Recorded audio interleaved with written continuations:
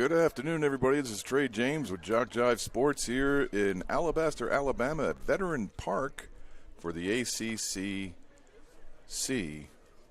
There we go. 3 of them. So that's Alabama Community College Conference softball tournament. Now, the earlier game, we had Calhoun Lady Warhawks squaring off against Sneed State Lady Parsons, and the Warhawks were able to win that game 4-2, and they now have the pleasure to face off against Southern Union Bisons, who were a higher seed, so they have not played yet today. So they will be nice and fresh, ready for the Lady Warhawks, and we're going to see how that game turns out. Well, we have the batting roster for the Lady Warhawks. Will be leading off number 3, Kira Hall in center field. Number 26, Kenley Holcomb playing second base. 23, Abigail Tucker in left field. 28, Macy Hancock at third base. Number 14, Addison Wallace, the designated player. Number 31, Tessa Jacobs catching. Number 8, Macy Humber on first. Number 19, Leah Haynes at 6. Number 6, Corey Campbell in right field. And the flex player who was pitching, number 27, Kaylee Williams. Now, the flex player doesn't bat, and the designated player doesn't go into field. So that's how that balances out. So they get 10 players, but only 9 fielders. And they're about to make announcements for the field.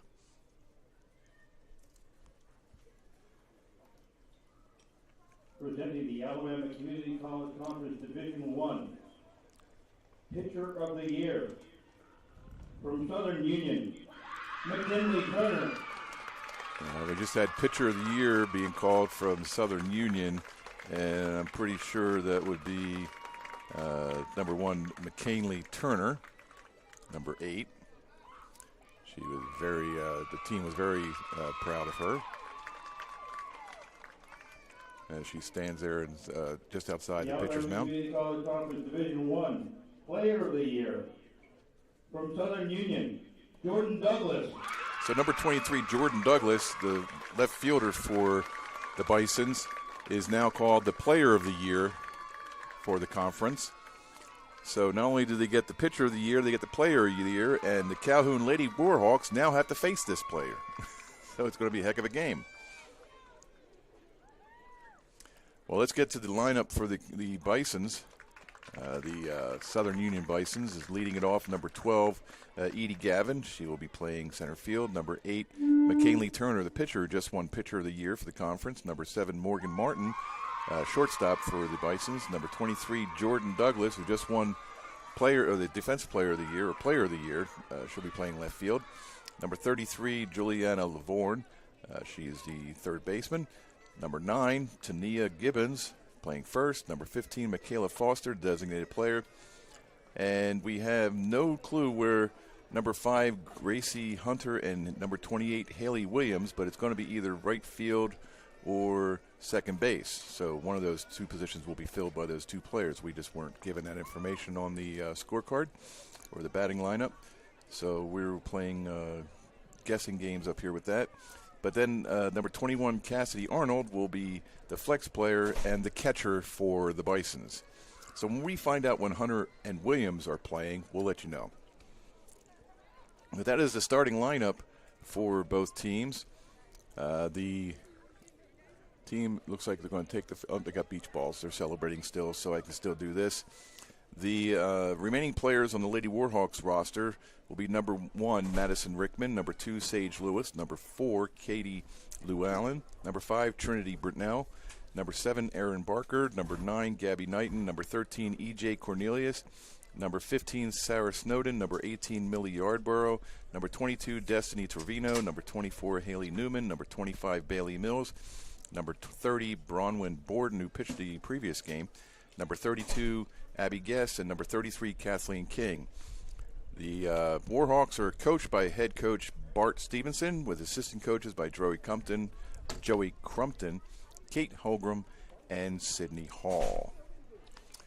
And as the Bisons take the field, the Lady Hawks will be coming to bat, and the extra players for the Bisons will be 00 Sam Giles, number 3 Olivia Levens, number 4 Hannah Sparrow, Number 10, Ella Hall. Number 11, Mariana Whaley. Number 14, Chloe Davis. 16, Caden Hornaday. Number 17, Mason Feller. Number 18, Skylar Barks. Apologies. Number 19, Alyssa Pittner. Number 20, Anna Kate Walderer. Number 22, Kaylee Robles. Number 24, Whitney McFry. And number 26, Caitlin Howard. And the coaches for the Bisons are Brandon Cobb, Alexis Poole, and Morgan Castle is the manager. So number 3, Kira Hall comes to the plate. The first game she led off with a home run for the Lady Warhawks. It helped spear on her team to win the game against the Lady Parsons 4-2. And as the pitcher, McKinley Turner, pitcher of the year, delivers the first pitch as ball 1. We are underway. This will be the second and last game for today. And we will have 2 games tomorrow and then 2 games on Saturday, or 1 game on Saturday, depending on how everything works out. Swing and a miss by Hall. Strike 1.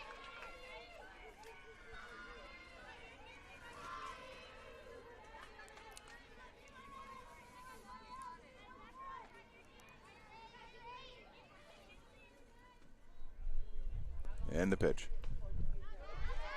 A little low, ball 2. I got to tell you, between the innings, or between the 2 games that we were playing, Chick-fil-A was able to donate a whole bunch of food. We were greatly appreciative of the fact. It got us something to eat while we were waiting. That ball was struck over to the right side, just foul. That evens up the count 2-2. And I'm sure you can hear the chanting from the teams in their respective dugouts. Hall steps back into the box with the count 2-2 on her, with nobody out here in the top of the first. She will be followed by number 26, Kenley Holcomb, and number 23, Abigail Tucker. And the pitch. That ball is hit high and long into the right field, but it's going to be caught by right fielder Haley Williams. So Haley Williams will be in right, and Gracie Hunter is at second. So that is a long out to Williams, and that is a 9 unassisted if you're keeping score at home.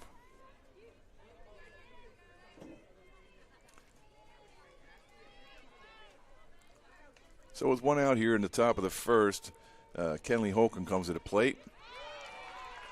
Looks like she was kind of doing a drag bunt type of effect, but she did not put the bat down, but the umpire still called it a strike. So the count is 0-1. And the pitch. That is knocked off to the left side, just about hitting the third base coach over there. Had to duck and cover. Count now is 0-2.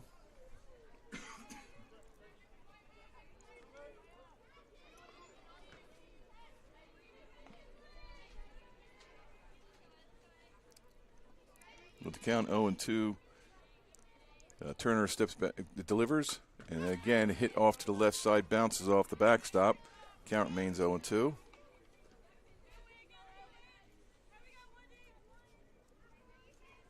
I'm not sure how common it is for a conference team to win both Pitcher of the Year and Player of the Year, but the Lady Warhawks have the unenviable task of facing both of them in this game.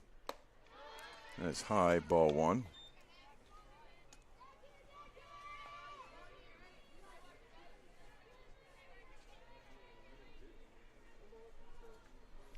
One and 2 to count. And the pitch. Evens the count at 2-2. I'm not sure if it's common for having, I've seen this several times on Calhoun players in the team, where the batter will almost take like a little bit of a running start as they're trying to swing. And I don't know if that's probably best for them. You should have a stable foundation as you swing the bat. It keeps your bat level and true in the path of where the ball's coming in. But right now it's 2-2 still. 1 out here. And the pitch.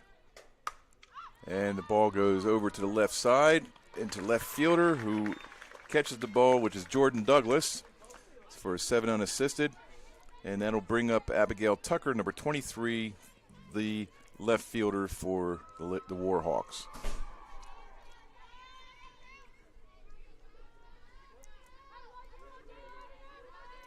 So with 2 outs and Tucker coming to the plate, she's looking to see if she can extend this inning. And the pitch. Little outside, ball 1.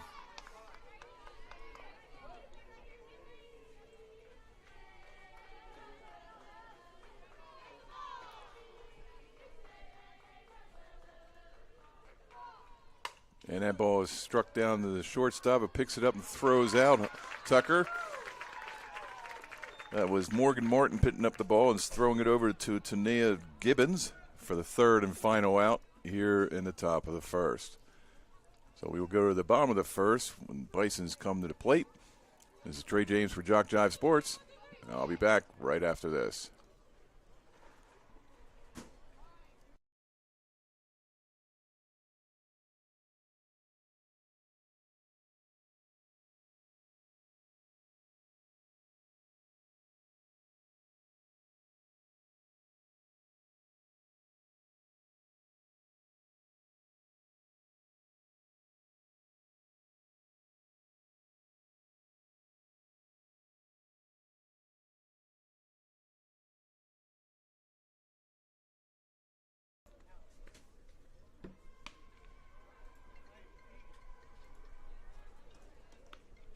We're back here at Veterans Park on Field 2 of the ACCC softball tournament.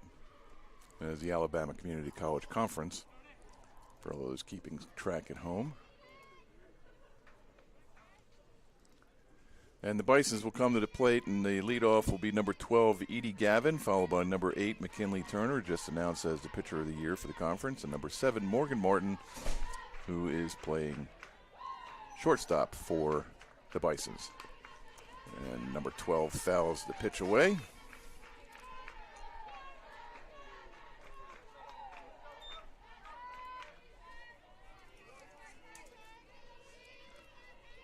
The count is 0-1, and we are now being attacked by flies. Lord of the Flies. It is low, ball 1.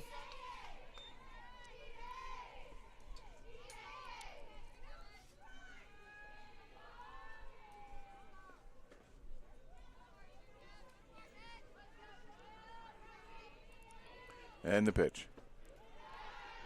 Gavin looked like she was ready to swing at it, but she decided against it, and the umpire said ball 2, so the correct answer was don't swing.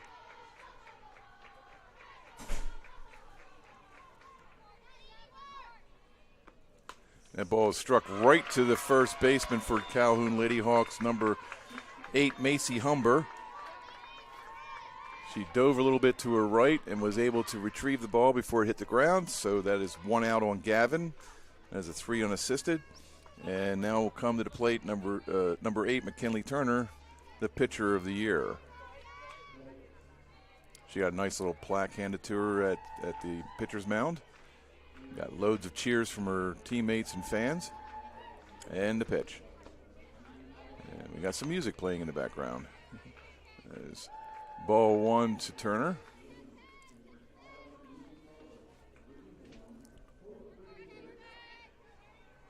And the pitch. Strike 1, says the umpire.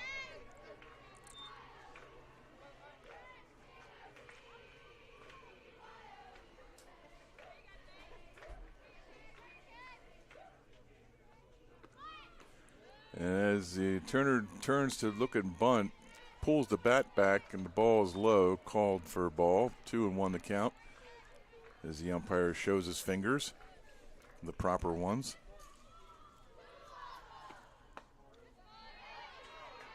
And that is high and inside for ball 3. I'm sure if the umpire was showing us other fingers, we'd be pretty offended. 3-1 the count to Turner. Swing and a miss goes Turner, so brings the count to full.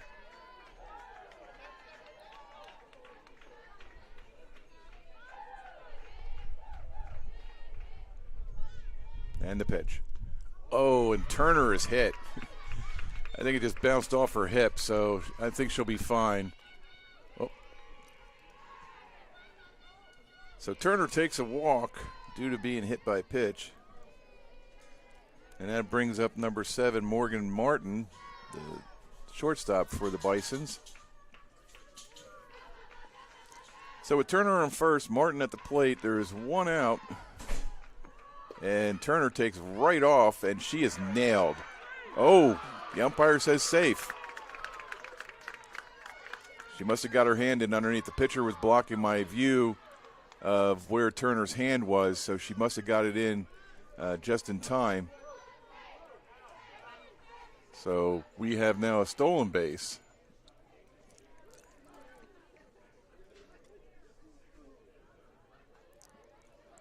And here comes Coach Stevenson. Going to talk with the. He's going to talk to the. It looked like he was going to talk to his players, and then decided to go off to talk to the umpires. And they're going to. He's going to say, "Well, I think she was safe, or they think she was out, and they're calling her safe, and what's going on here?" And it's kind of a dismissal at this point. He's not arguing too hard, so I'm pretty sure that he realizes that she was safe. So. All is right in the world. Bo, what I was going to ask was the umpire. What was the call on that last pitch? It was a ball, so it's 1-0 to count to Martin, and the pitch, and that is hit to right center, and that's going to be gone. It is over the fence. Home run. Morgan Martin, number 7 for the Bisons.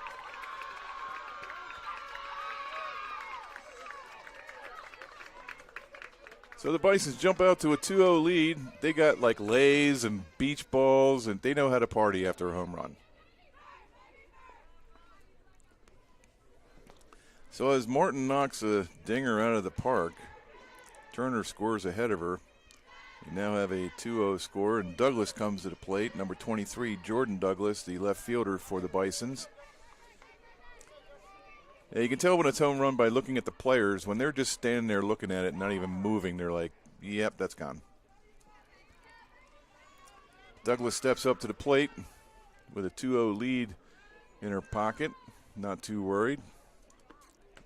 And that is low and outside for ball 1.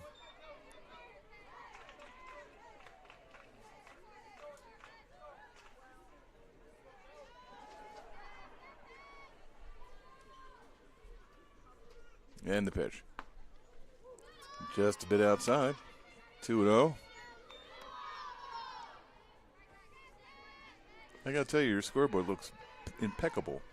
And your name again is? Adam Hope. You're doing a marvelous job with that. Like I said before, in the first game, mine looks like a 7-year-old is doing it, but I can still keep an eye on what's going on. 3-0. But since he is the official scorebook keeper here for the park, he has to do it impeccably so people down the road can look at it and say, okay, this is what happened in that game 5 years ago. And as a called strike, 3-1 to count, but Adam Hope is doing a fine job keeping the books here at Veteran Park. I'm going to keep saying his name so he gets embarrassed. He'll turn red. He'll do fine. Get his family to say, I heard your name. And that's a walk. Ball 4 to Douglas. She takes a hop, skip, and a jump down to first base. I'm not really sure she's hopping and skipping, so don't quote me on that. Now we have number 33, Juliana Lavorn.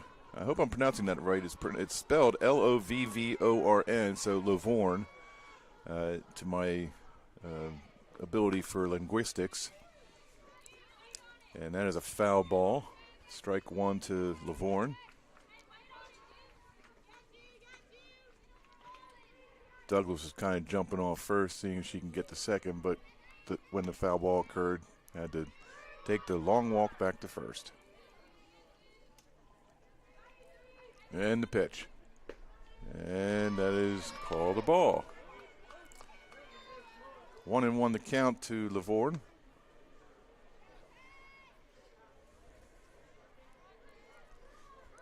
Now, Kaylee Williams was pitching the last couple innings of the first game So she's pretty much warmed up for this one. That ball is struck down to the third base side, getting past the third baseman, Macy Hancock.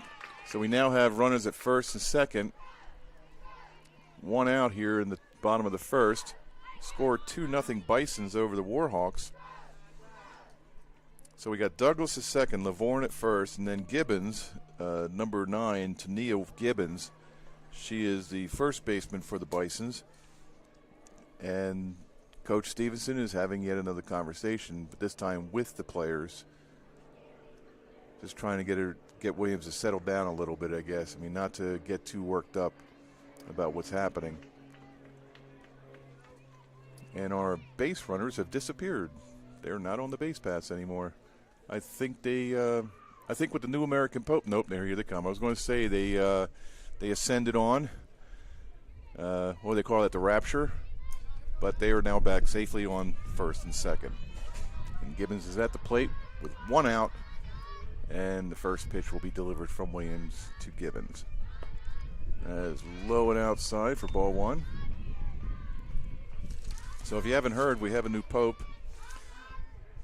It was an American bishop. It was last name Patrick, and he has now taken the name Leo the 14th. And that ball is drilled foul. If that was straightened out, that definitely would have hit the Coca-Cola scoreboard sign. And our scoreboard keeper would not have been happy because he would have to go out there and replace all the lights that were broken. But right now, we just have an even count of 1-1. With one out and two on, Gibbons is awaiting the pitch from Williams. And it bounces up there for ball two.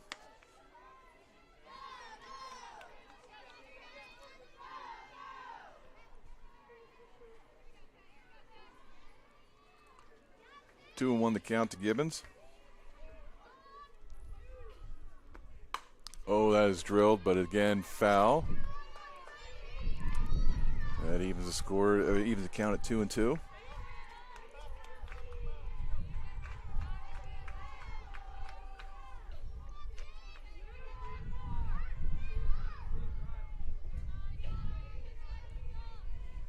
And the pitch. Again, drilled to the left, and again, foul. It's deja vu all over again. He's getting closer. It's getting closer to the foul line. The first one was way out of bounds. Second one was not too far out of bounds. The last one was just out of bounds. So we're going to see how this works out for this one. And that is just tapped lightly to the shortstop, who throws it over third for the force. So Haynes throws over to Hancock for the force at third. So that means we still have 2 on, but now we have 2 outs. And that would be considered a fielder's choice for Gibbons, but she is on first. And Douglas is out at third. Lavorne is over at second. So with first and second, 2 outs, Michaela Foster, number 15, the designated player, takes a strike for the first pitch.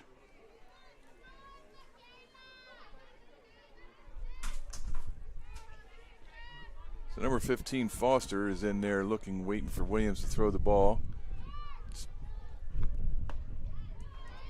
That is ball one. AJ, can you see okay? Yeah. Okay, good. Just making sure. AJ's to my left. I got the scorekeeper to my right. I got people all over the place here. And the scoreboard keeper to the far right. And that is 2-1. Got a warm breeze going now. The first game we had no wind whatsoever. The flag was literally draped over the pole. Now we got a little bit of wind going, and it's warm. I mean, it's like warm. Then again, that could be the sterno from the little heaters over here for the Chick-fil-A sandwiches that we got. Now, I'm not sure if they were donated. I said they were donated earlier. They could have been purchased by the ACCC, and that is a walk. So now the bases are loaded. So Lavorne goes to third, Gibbons goes to second, Foster goes to first, And now we have number 5, Grace Hunter, 2 outs here in the bottom of the first. They scored 2, and they're threatening to score more. And it looks like our Bison runners have disappeared once again.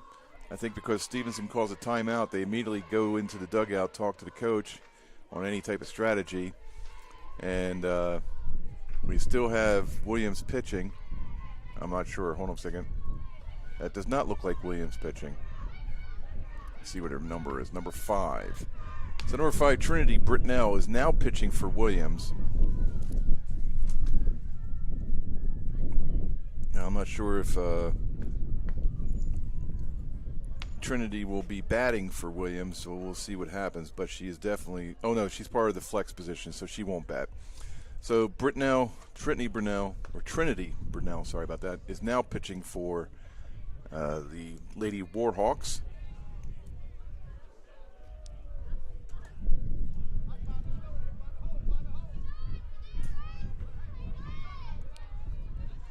All right, so things get back to normal as far as normal can be.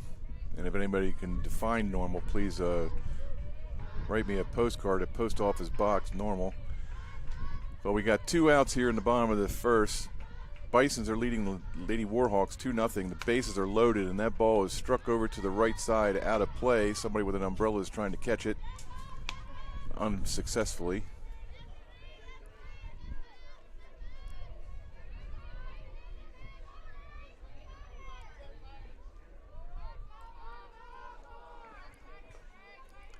So Gracie Hunter steps back into the box, waiting pitch from Tiffany. Evens the count 1-1.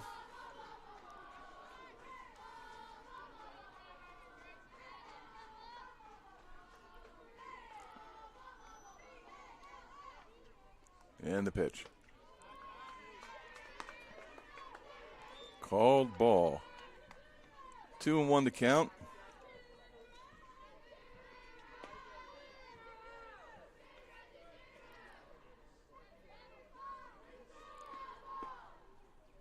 And the pitch from Britnell. That's fouled away out of bounds. Almost hit. Oh, no, it does make it over to the other field. Even the count at 2-2.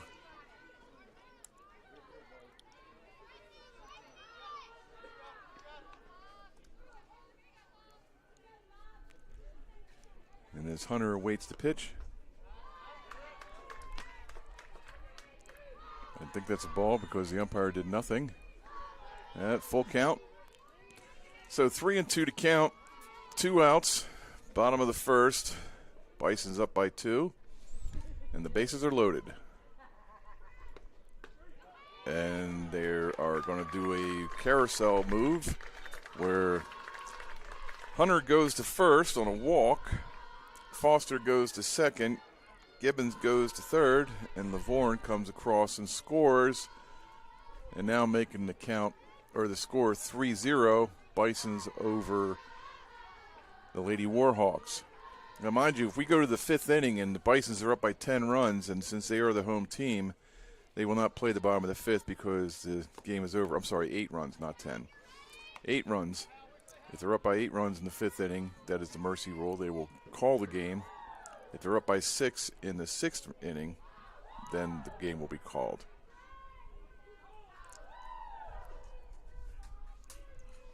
So as the pitch is delivered, and it is struck and hit outside of hits the top of the Bison's dugout. And the count now is 0-2.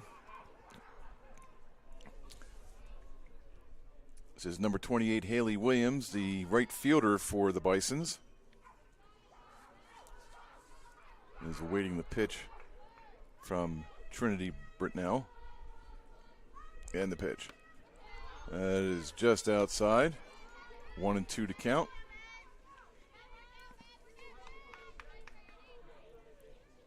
The umpire is giving us the fingers to make sure that that is the correct count. 1-2. And the pitch. That was high and inside. Williams had to duck out of the way a little bit, so that is ball 2.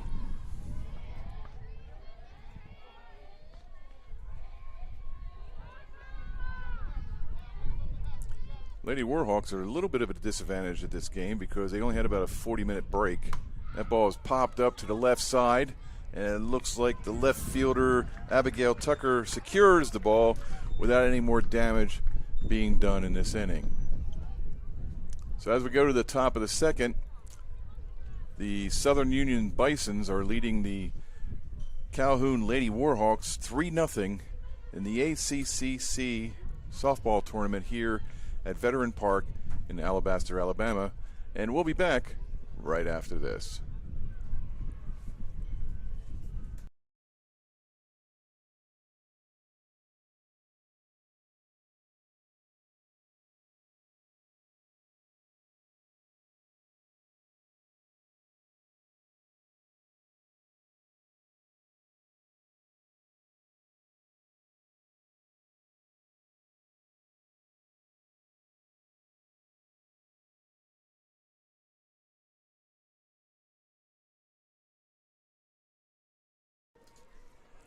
All right, as you come back to Veteran Park here in Alabaster, Alabama, the score is 3-0. Bison's leading the Lady Warhawks.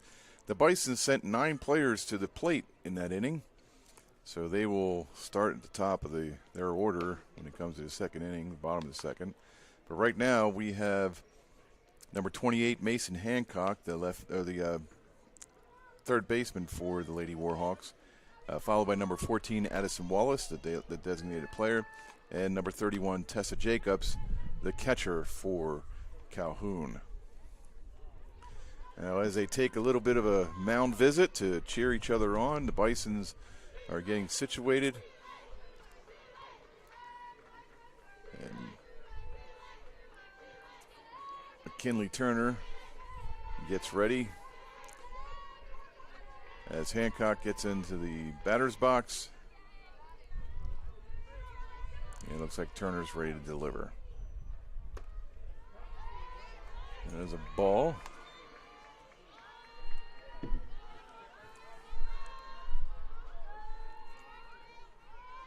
So Macy Hancock is the third baseman for the Calhoun team, and that ball is fouled back for strike one.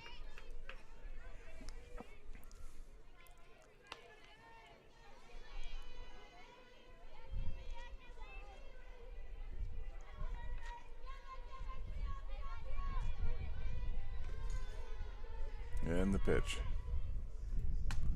Fouled straight back, almost hits the umpire in the back of the head. Strike two is the count. So 1-2 to Hancock.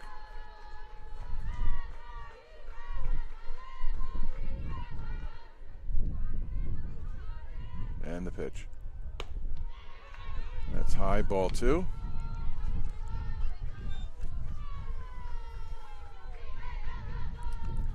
Two and two with nobody on, nobody out. That is a severely warm breeze going on right now. I feel like I'm baking in a convection oven a little bit. That ball bounces up there for ball three.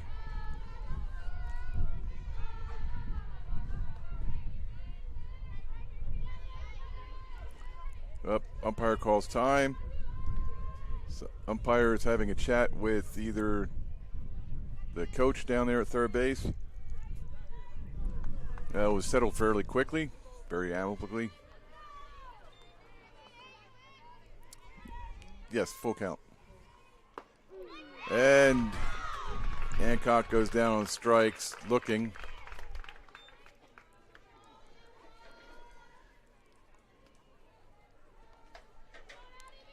So Hancock's the K victim, and that brings up number 14, Addison Wallace, the designated player. And if you're wondering why I'm saying designated player, is because she bats, she doesn't hit. She actually takes the batting place of the pitcher, or at least in this case, the flex player. See, we have 10 players on the team. Swing and a miss for strike one. Sorry, I had a little bit of a hiccup there.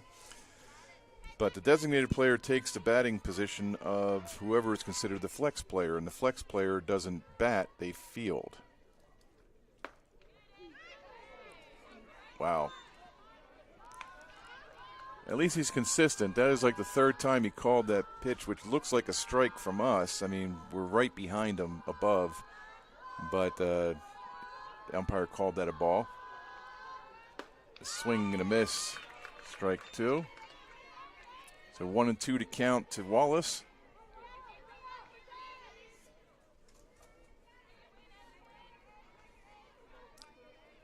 As the umpire confirms the count of 1-2. And the pitch. Swing and a miss. Turner strikes out Wallace. So that is 2 strikeouts in a row as the team comes in and congratulates her. In the first inning, there was 3 quick outs with unassisted plays by the outfielders. The left fielder took 2, the center fielder took 1, and now Turner is mowing down the Lady Warhawks on the last 2 batters. 2 straight strikeouts. So with 2 outs now, Jacobs comes to the plate. That's number 31, Tessa Jacobs, the catcher for the Lady Warhawks. And the count now is 0-1. And the pitch. Swing and a miss, strike 2.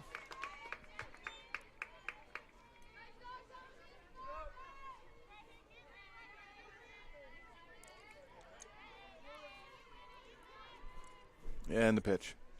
Swing and a miss. That was out of the strike zone. She should never have swung at that. Anyway, that is the 3rd strikeout of the inning.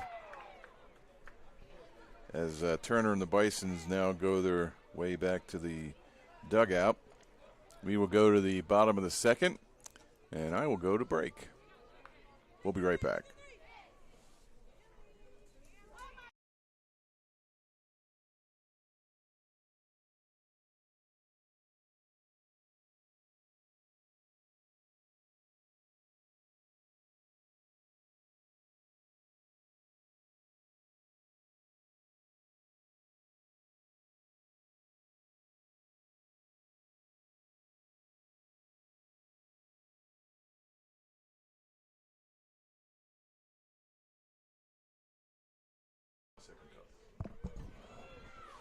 We are back now at Veterans Park on Field 2 here in Alabaster, Alabama, where the Bisons are leading the Lady Warhawks 3-0 going into the bottom of the 2nd.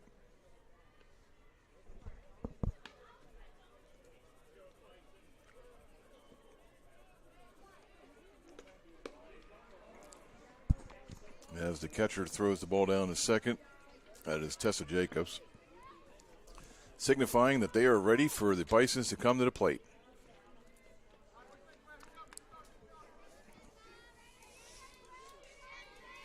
And as I stated earlier, in the last inning, the Bison sent all 9 batters to the plate last inning. So we will start off with the top of the order with Gavin, Turner, and Martin leading it off. Ball 1 from pitcher Williams.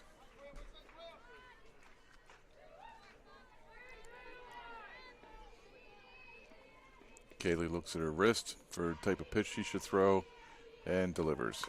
And that ball is bounced down the third base side, strike 1.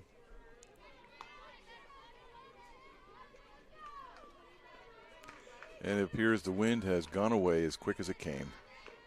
The flagpole is sitting covered in the stars and stripes. And the pitch. That ball is belted into center field for a single. So Gavin leads off with a single right up the middle. That'll bring up McKinley Turner, the pitcher for the Bisons.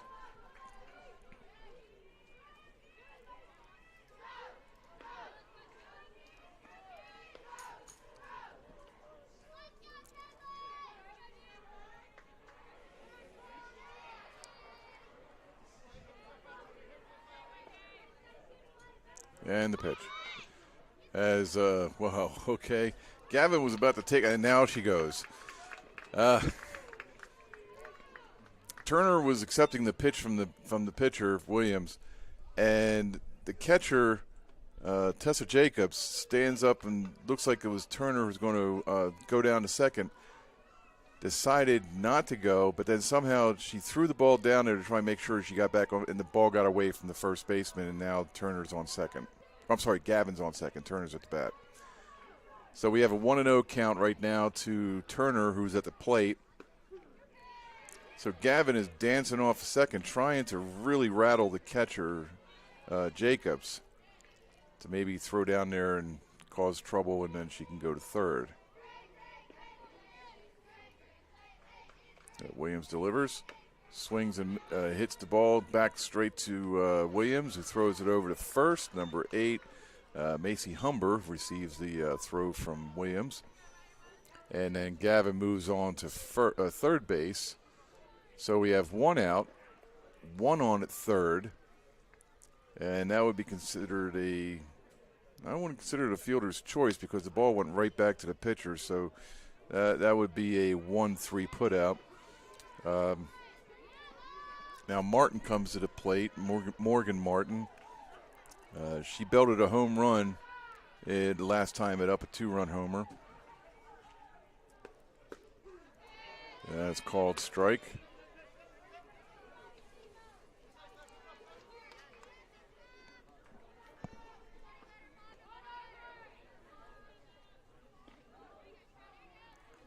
And the pitch from Williams. Looks like a bowling ball getting up there, but that is considered a ball. So 1-1 to count to Martin.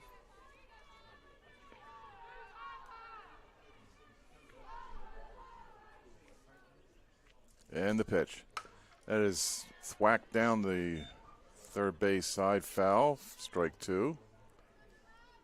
It's kind of like a protection swing. It looked like the ball was coming right at Martin. She just swatted the ball away, foul.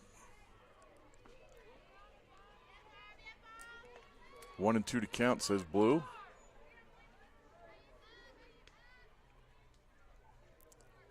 And the pitch. And that is hit over the second baseman's head, Holcomb.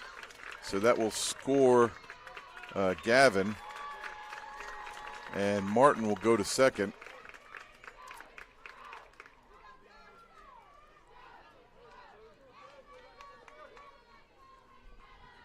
So Martin is on second with a double. And that's it for Williams. She is being pulled. And we got looks like number 30, I believe. And that is Braun Borden. She was the one that was pitching in the first game. Yes, it is number 30. Borden is now taking over the pitching duties.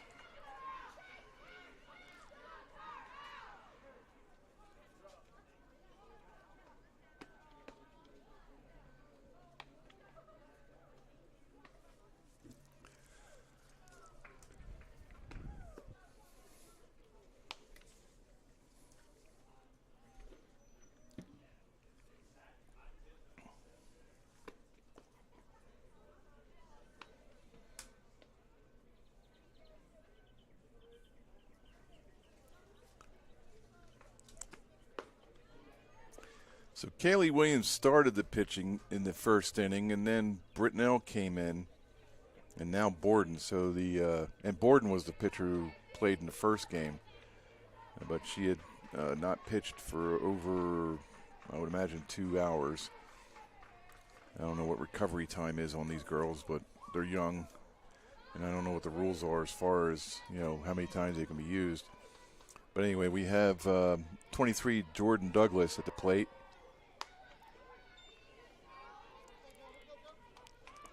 So that was a ball to Douglas. Douglas drew a walk in the first inning and then was out at third on a force play. And the pitch. Strike called by the umpire, evening the count at 1-1.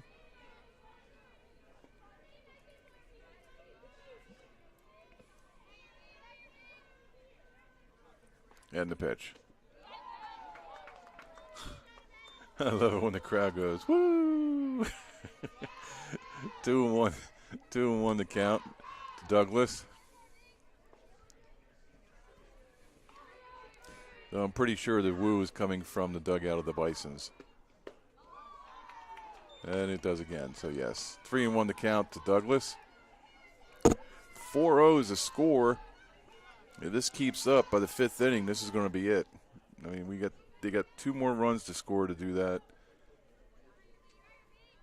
I'm sorry, they need 4 more. 8 runs. 8, not 6. That's 6 runs in the 6th inning. My apologies. And the pitch is low, ball 4. First and second now, 1 out. So Martin remains at second. Douglas is now at first on another walk. This is their second walk. And number 33, Juliana Lavorne, is coming to the plate. And she had a single in her last at bat. And that ball pops straight up, but it's going to be out of play. And somebody with a hat was trying to catch that and failed. I don't want to say miserably. But our scorekeeper next to me is agreeing. It was a failed job. Failed miserably doing it. And the count is 1-1 to Lavorne, as we were just totally distracted by that poor fan. And the pitch, that's a nice little looper into there. She mixed up her speed a little bit.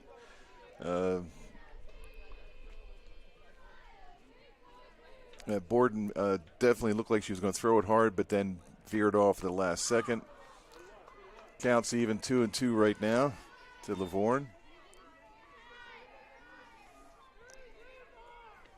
Yeah, sometimes I don't like to be too harsh on fans and all that stuff, but yeah, that guy failed miserably. And that ball is popped up to the infield, and the first baseman gets it. That is Macy Humber, comes in and retrieves it for the second out. His saving grace, the fan, is that I don't know his name, so he doesn't get the unenviable recognition of a dropped ball. All right, so Lavorne pops out to first, so that is a 3 unassisted. Douglas and Martin stay put at first and second. And now we have Tania Gibbons, number 9, who is the first baseman for.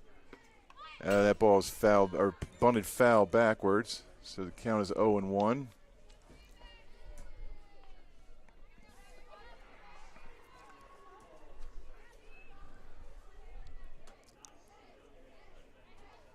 Gibbons was out on a fielder's choice last time at bat. She made it to second, but was out at third due to the fielder's choice. Counts 0-2 now to Gibbons. And the pitch. Swing and a miss. That's it. And we will go to the top of the third. And the Bisons added 1 run. On Gavin's single, that she was able to get around to score on Martin's hit, Martin's double. So we will now have Bisons 4, Lady Warhawks 0, and we'll be back right after this.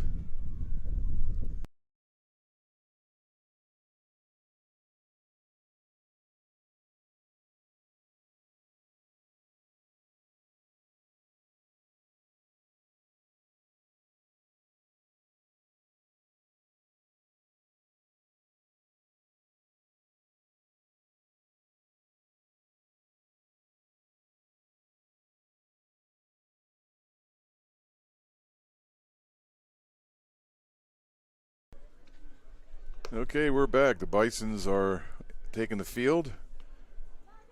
Lady Warhawks are awaiting their turns to bat, and we will be leading off with number 8, Macy Humber, number 19, Leah Haynes, and number 6, Lori Campbell, in that order. As the catcher, number 11, I'm sorry, that's the warm-up catcher. No, it's not. Hold on a second, who's the catcher? Oh, it's 21, Cassidy Arnold. That's right. She's 21. The strap from her chest protector was blocking her first number. It looked like number 11, but it's actually 21, but she is the catcher officially. She's the flex position. She fields, but she doesn't bat. And Turner throws one really wide for a ball. And the first baseman, Macy Humber, has a 1-0 count on her. Down by 4. Lady Warhawks need to get back into this game if they have any chance of advancing in this tournament, because it's not a round robin. It's a do-or-die situation all around. So the count is even now, 1-1. And the pitch. Little high, says the umpire. So does the scorekeeper. He just beeps up a ball on the board.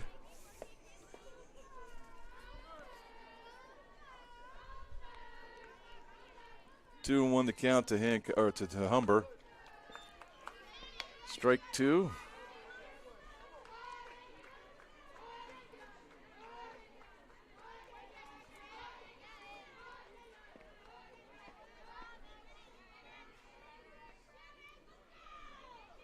And the pitch from Turner. Swing and a miss. It's fouled off, but the catcher gets it. And that is a strikeout.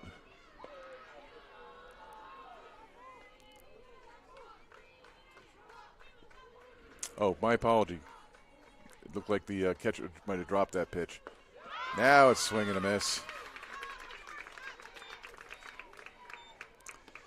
I think it was a bit psychic there.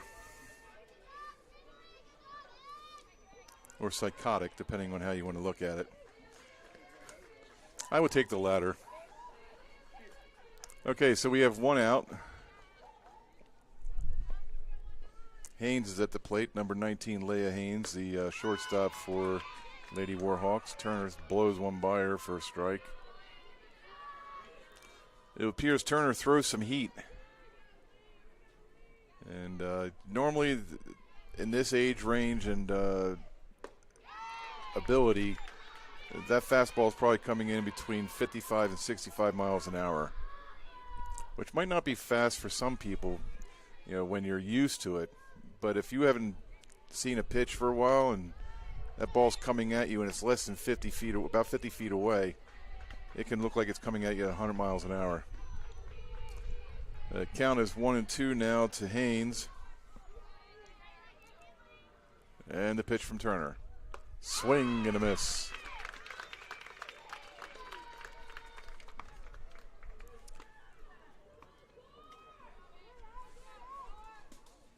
Turner has now struck out 5 in a row. I can see now why she's been named Pitcher of the Year for the conference. And from what I'm looking at, she's probably throwing at about 60 miles an hour, if not higher. Another strike from Turner.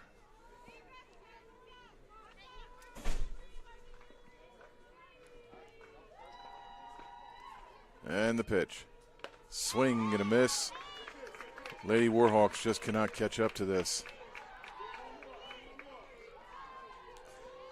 Adam, have you seen this pitcher pitch before? Okay. I was trying to get some perspective. And that ball is fouled. And oh, that was a screwball. What happened? Okay, the umpire does say she is out. But Campbell, Corey Campbell, number 6, the right fielder for the Bisons, hit the ball, and it took a squirrely bounce and bounced right back into the bounced in the field of play, but then kind of screwballed off to the left a little bit to where the second baseman had to retrieve it and throw it over to the first base just in time as the diving Campbell was coming to the bag, but to no luck. So that is a 4-3 putout in the end, and they will start off at the top of the order for the fourth inning with Hall, Holcomb, and Tucker. But for right now, we will go to the bottom of the third. The Bison's leading the Lady Warhawks 4-0, and we will be back right after this.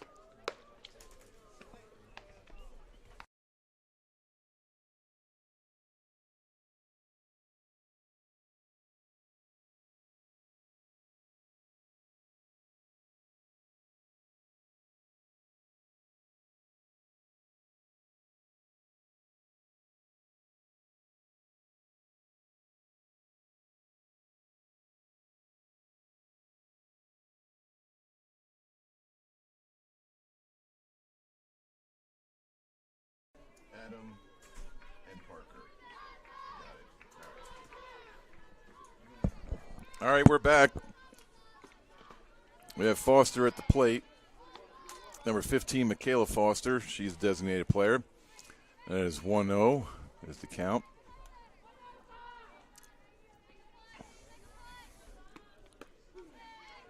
Strike one to Foster.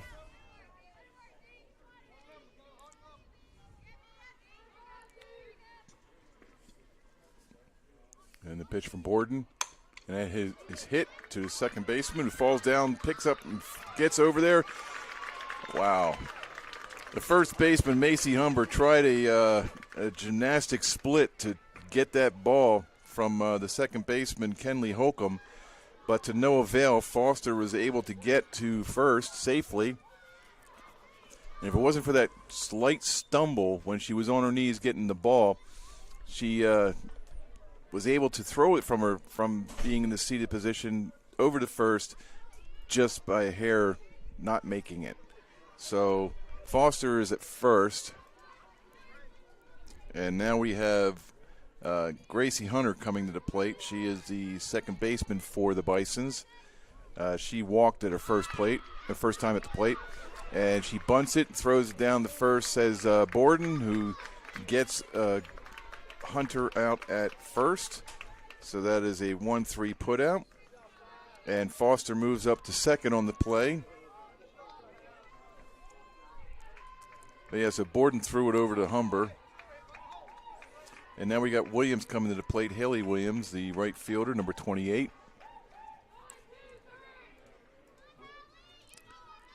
They got one out, one on. And that is a strike called to Williams. I'm sorry, that is not Williams at the plate. My apology. No, it is.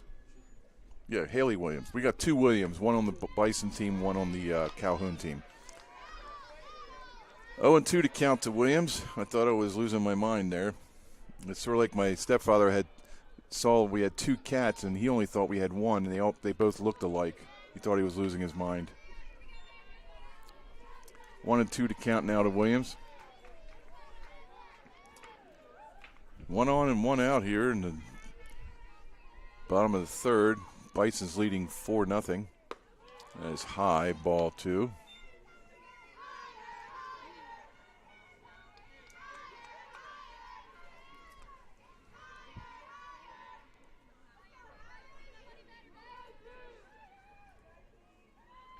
And the pitch.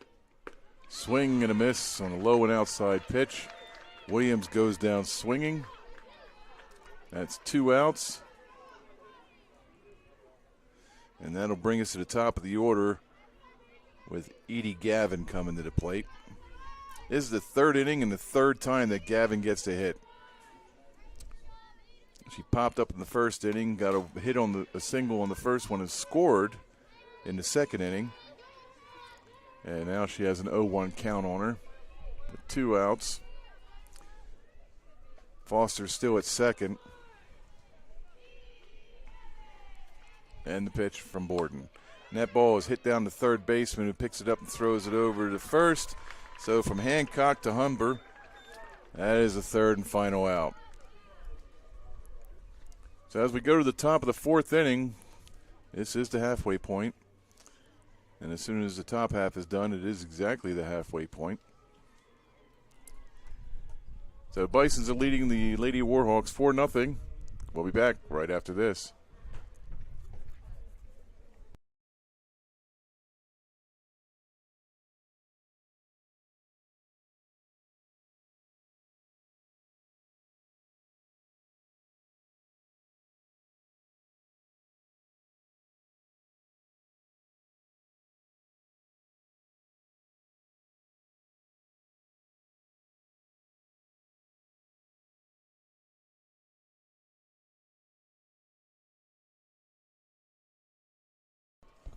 Welcome back to the ACCC softball tournament here in Alabaster, Alabama, at Veterans Park. Bisons are leading the Lady Warhawks 4-0. This is Trey James for JockJive Sports. And we have coming to the plate Kira Hall, Kenley Holcomb, and Abigail Tucker. It's 4-0.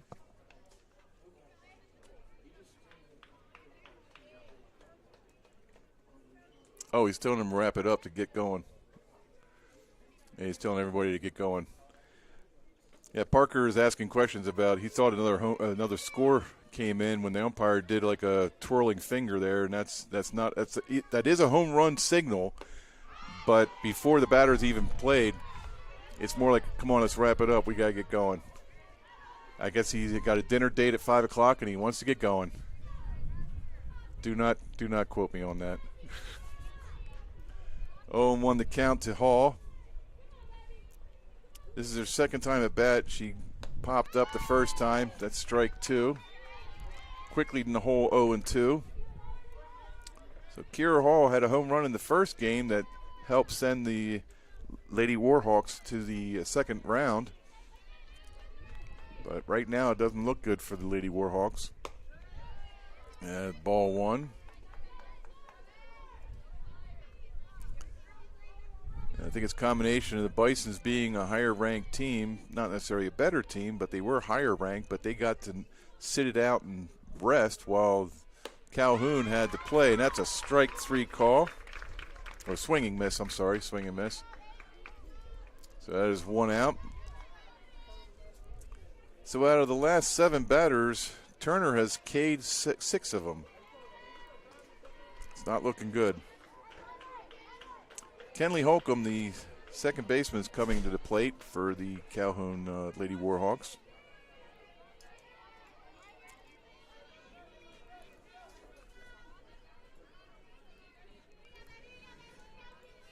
And the pitch.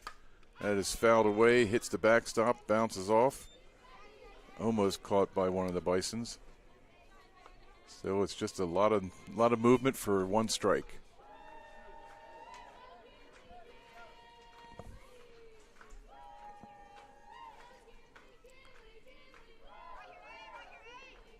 I love some of the chants coming from these dugouts. And that is inside for a ball. 1-1 the count to Holcomb.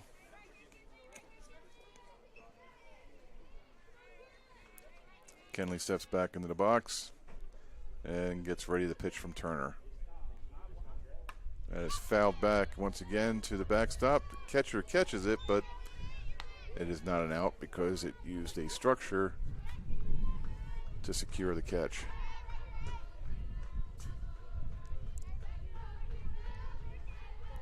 One and 2, the count says blue. Swing and a miss. That ball was high. Got a lot of movement on it. So 7 out of the last plate appearances, Turner has struck out, with the lone non-strikeout coming against Campbell. That was a 4-3 putout. Second to first. So now we have number 23, Abigail Tucker, the left fielder, coming to the plate. And that is a strike called by the umpire. Turner's off the mound for a second, kind of gathering herself, get a little rosin on her fingers, and probably delivers another 65-mile-an-hour fastball. Yep, swung and missed, but it deflected off the catcher's glove, still to the 0-2 count.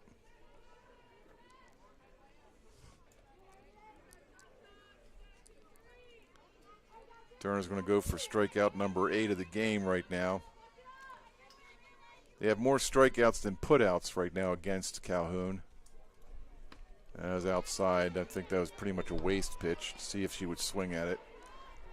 But Tucker did not, so the count now is 1-2. And I'm sure Turner's going to burn one in right now. And the pitch. That has popped up to the left side. Looks like third baseman's got it. Hancock. I'm sorry, not Hancock. That is Lavorne, Juliana Lavorne, and that is considered a 5 unassisted. All right. As we go to the bottom of the 4th, score remains 4-0. The Bisons will come to bat, and they will bring Turner, Martin, and Douglas to the plate. And we We'll be back right after this.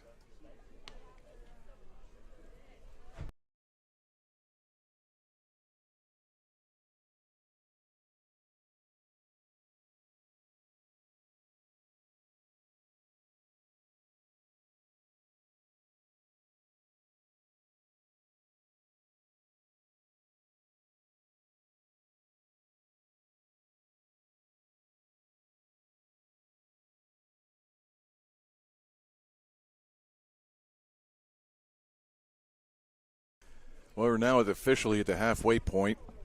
The Bisons are leading the Calhoun Lady Warhawks 4-0 here. And we're looking to see if Calhoun can keep Bisons off the pass, because if the Bisons can score 4 more runs in this inning, the game will be over in the next inning. But we're just trying to see what happens here first. All right, number 8, McKinley Turner, the pitcher for the Bisons, at the plate now. Umpire calls the ball.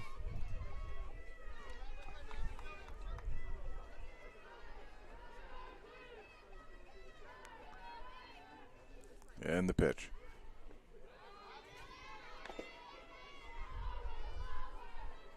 Ball 2. Sorry, got a little bit behind on there.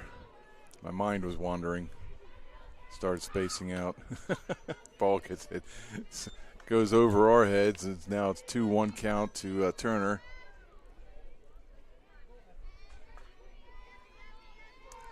Two and 1 to count, says Blue. And the pitch. That ball is hit hard to center fielder Hall, who retrieves it for the first out of the inning. As an 8 unassisted.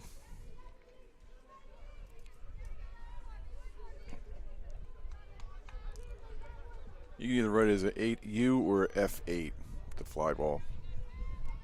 All depending on your writing skills. Adam's probably looking at me as I'm going to write it my way. That is low, ball 1. Adam is a nice gentleman. He's been very kind to me the entire time I've been here. He hasn't smacked me once for all my comments. Swing and ball bounces right past third baseman for the Calhoun players. That was Hancock. She got ate up by that. So Martin now is safe at first.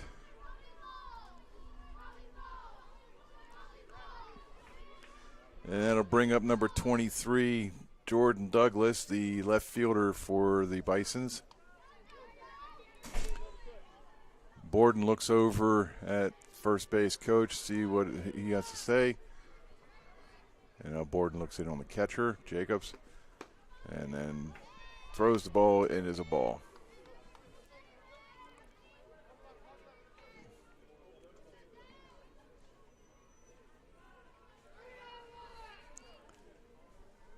Douglas awaits the pitch from Borden. And the catcher, Jacobs, throws it down the first to try and catch Turner or Martin off first, but to no avail. That was a ball from Borden. So 2-0 is the count. Oh, sorry, 2-0. No, it is 2-0, yes. Martin's going down the second. The ball was dropped by the catcher, Jacobs. So now Martin's at second base on the, I don't want to say pass ball because it didn't really get past her, but it was kind of bobbled when it came out of her glove.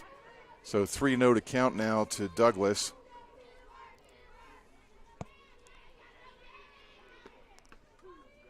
That's a strike.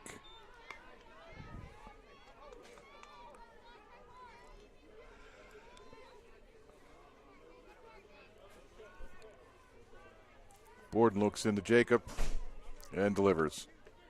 And Douglas walks. So we have Martin at second, Douglas at first, and Juliana Lavorne coming up, number 33, the third baseman for. And here comes Stevenson to talk with Borden. He's already on his third pitcher in this game. I don't know who else he can bring in. I don't know who else can pitch. That's not a slam on the team. I just don't know how many other pitchers they have. I've only seen 3 so far. And Stevenson walks back. Probably more of a just relax, do what you do, and just throw strikes. Let your fielders take the burden of getting these batters out. Okay, as Lavorne comes to the plate, we got 1 out, 2 on. Lavorne fakes a bunt, and Martin fakes going to third, but Jacobs wisely holds on to the pitch and does not throw it anywhere. So the count is 0-1 now to Lavorne. And the pitch, and that ball is popped up to the left side. And it looks like the left fielder, Abigail Tucker, secures the pitch, or secures the ball. And it is now 2 outs. So that is a 7 unassisted to Lavorne. And that'll bring up number 9, Tania Gibbons, the first baseman for the Bisons. And Stevenson once again comes out and is now handing the ball off to number 22, Destiny Trevino. So Trevino now will step in and take the pitching duties on. So now this will be the 4th pitcher of the game, all in the flex position, so none of these players at the bat. So now Tania Gibbons will be coming to the bat, and number 22, or number 23, sorry, no, it was 22, Destiny Trevino. As I become part of the DUR generation, the older generation, I feel that my eyesight, my mind, and my mouth are starting to really go on me. But I keep moving forward and just keep smiling.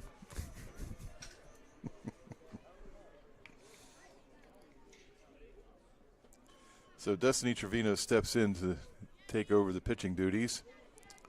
And now Gibbons comes to the plate. We have 2 outs, 2 on. Score still remains 4-0 Bisons.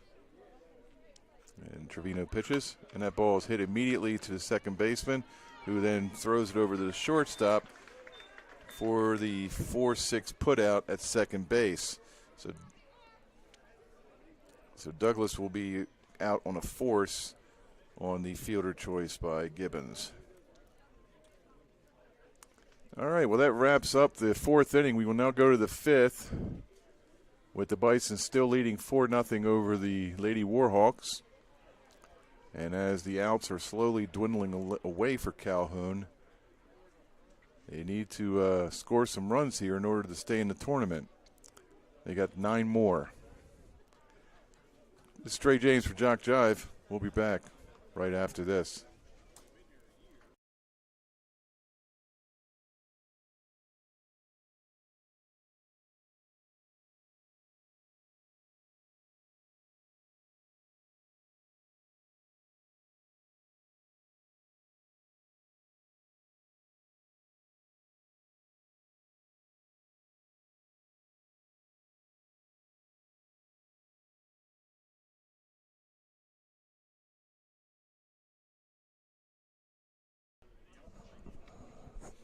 Welcome back, everybody.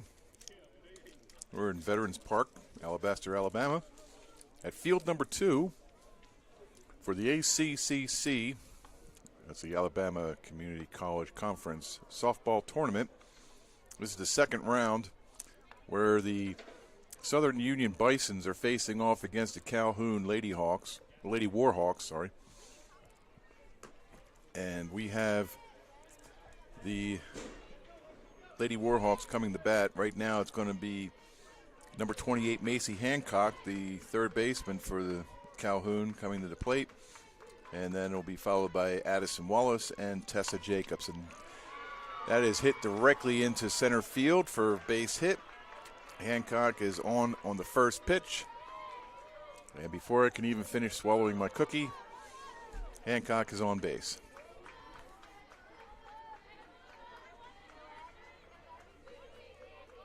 So number 14, Addison Wallace comes to the plate.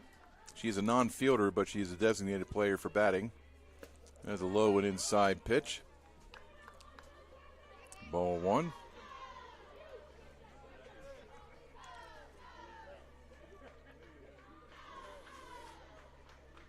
And the pitch. All right, that was a delayed strike call, but it's strike nonetheless. And it's 1-0.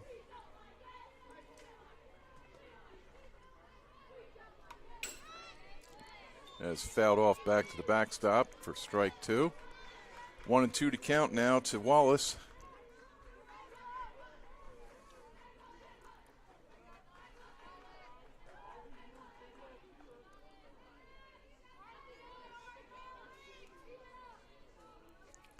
And the pitch. High, ball 2. Counts even. Nobody out, 1 on. 2-2 to count to Wallace. And the pitch. That ball is popped up way back. We're going to get hit on the top of the head. Yep. I just heard the metal getting banged. I don't know if anybody can retrieve that one. Hopefully the roof on this is slanted so the ball will roll off. And hopefully not hit somebody in the head.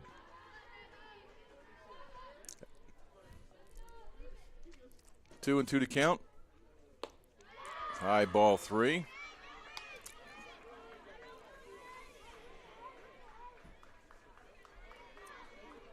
Adam, do you know how many pitches Turner has thrown? 53? 54th pitch now. Ball is hit back to the stop. Count remains 3-2. See, this is what I need from every time I go out. I need a statistician here. You know, whenever I go, you want to come to Georgia and work with me for a while? That ball is popped up, and it's straight up, and the catcher has it. And that is the first out. Wallace pops out to the catcher, Cassidy Arnold. So that's a 2 unassisted. And Tessa Jacobs comes to the plate, number 31, the catcher for Calhoun. So with 1 out, 1 on, and Turner delivers a pitch to Jacobs. That is a strike. Yeah, usually I do these games all by myself. I mean, it's like I have to take care of the computer, I take care of the cameras, take care of the dialogue. Foul ball, strike 2. Rarely do I ever get a statistician next to me. I can just look over and ask him a question, and he gives me the answer, and I'm like, brilliant. I feel more professional every day now. As Adam just laughs at me. Foul tip, and the catcher did not hold on to it, so that it still remains the count still remains 0-2.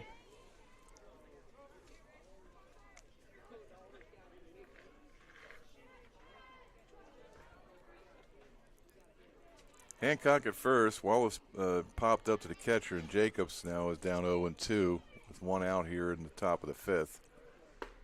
And that is a called third strike. Jacobs was looking. So that is yet another K, surprise, surprise, by McKinley Turner. So we now have 2 outs here in the top of the 5th. Macy Humber, number 8, comes to the plate, the first baseman for Calhoun. And that is fouled straight back. At least they're catching up to the pitches now. It seems like the last couple times these people were batting, they were just completely swinging and missing. Now they're at least fouling it off. So they think they got a little bit of the timing down and a little bit of release point for when she's releasing the pitch. I mean, there's a lot goes into it, especially when the ball's coming in fast. And the delivery. See, I say something and then she swings and misses. I'm one of those people that says, and the no-hitter's going great, and the next batter gets up and it's a hit. So you're not supposed to stay so. And the pitch from Turner. That's fouled back. Count remains 0-2. With 2 outs here in the top of the 5th. They're down by 4 against the Bisons.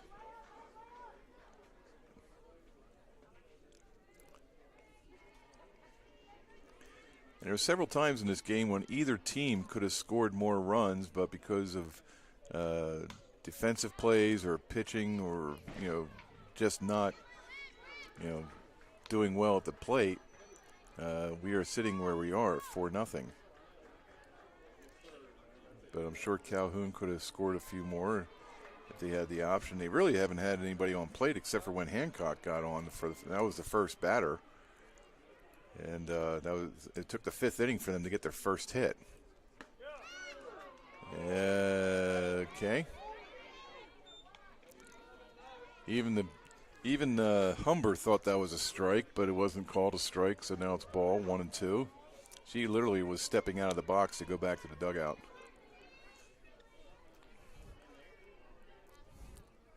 Oh, that did take Turner's glove off. It went right back up the middle in the air, and Turner tried to stick her glove out, and the ball kept going, and the glove came off. Now the catcher for the team, Arnold, is out there to check on her to make sure that didn't hurt her hand or anything. But that was a rifled shot right up the middle, and the glove came right off of Turner. So Humber's on base.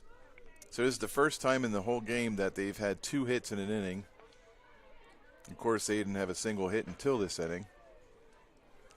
So now number 19, she's being replaced by number 33. Kathleen King is taking Haynes' spot right now. So Kathleen King is batting for number 19, Leah Haynes. So this is number 33, Kathleen King, at the plate. Swing and a miss. Oh, let me reset this here. Sorry. We got first and second. And 1 strike. Okay, so King has 1 strike on her, no balls. And first and second for the Lady Warhawks. Swing and a miss, strike 2. Parker, when I clicked mine to bring up the strike, I hear the beep from your board. I was like looking at my mouse going, what? All right, 0-2. And that's 0-3. 3 straight pitches, 3 straight strikes. And now I believe Turner has 1, 2, 3, 4, 5, 6, 7, 8, 9. She is 1 shy of double-digit strikeouts. So we go to the bottom of the 5th. Bison's up over the Lady Warhawks 4-0. Doesn't look good for Calhoun at this point. They just have not. This is the first time they got men on or players on base, and they just can't get them in. But there's still 6 more outs for them. We'll be back right after this.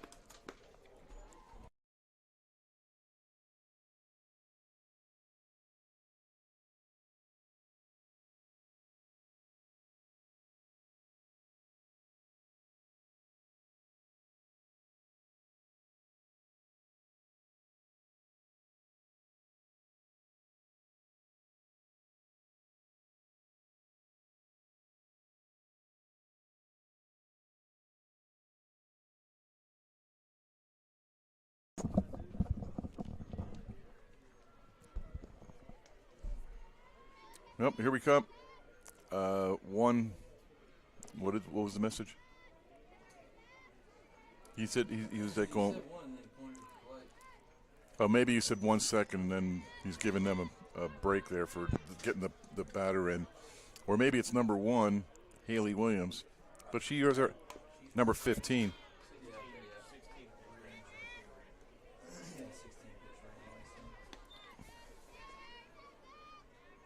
I'm not getting it. I'm sorry. What was it? When 15 got on base last time, they sent in 16 to run for. Oh, yeah. Okay, there we go.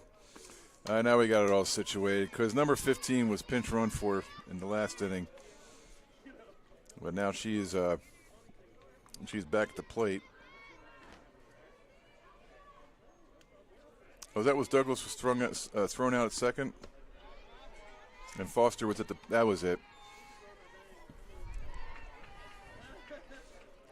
So Douglas was thrown out at second in the 4th inning while Foster was at the plate. That's why Foster is back at the plate now with a count of 1-2 on her. And that is fouled off.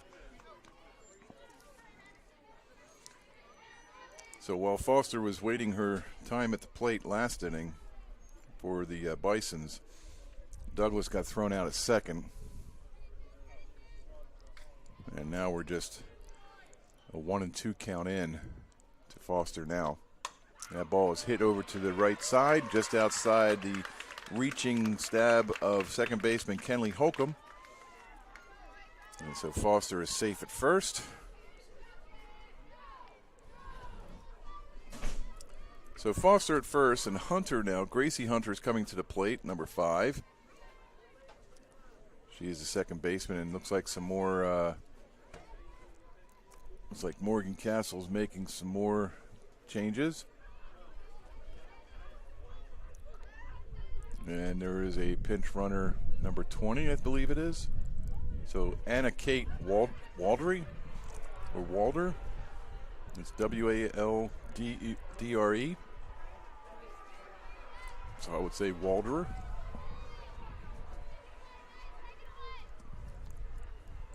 And it pitches in, and bunt is tried and failed at from number 5, Hunter, Gracie Hunter. But yeah, so number 20, Anna Kate Walter is on there, and the count right now to Hunter is 0-1 with no outs here in the bottom of the 5th. And as Walter takes off, she is going to be safe at second because the ball gets away from the catcher, Tessa Jacobs. So there's, oh wait, it was fouled off. That's why it got away from the catcher, it was fouled off. So Foster is back to first. And it's an 0-2 count now to Hunter. Oh, that was a swing and a miss. That ball was way outside. So we got a strikeout there.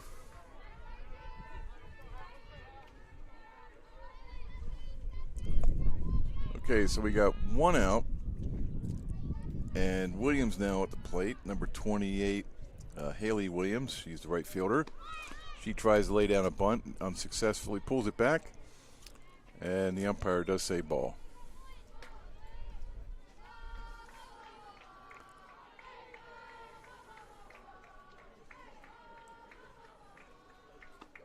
And that ball is hit over to shortstop, who touches second and throws over the first, not in time. So Foster is out at second. Williams is safe at first on the fielder's choice.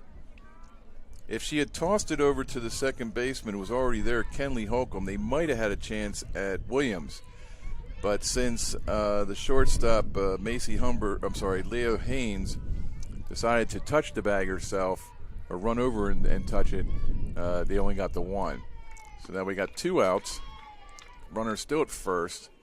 Ball gets away from Jacobs. And that is a strike. Nope, let me clear this from the other batter. 0-1 the count with 2 outs.